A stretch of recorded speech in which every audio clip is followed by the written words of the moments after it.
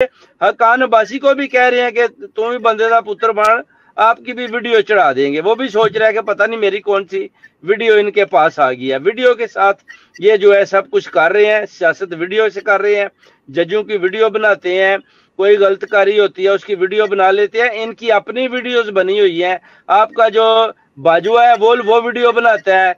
Chief of army staff का काम तो मुल्क कौमी सलामती, मुल्क की अपना सरहदों की हिफाजत करना है, कि उसका काम है कि मेरी और आपकी उनकी वीडियो बनानी, कैमरा लेके खड़ा हो जाना। और वो क्या फरमा भी रहे हैं कि मैं खुद वीडियो बनाता हूँ, वो कैमरा मैन बना हुआ है।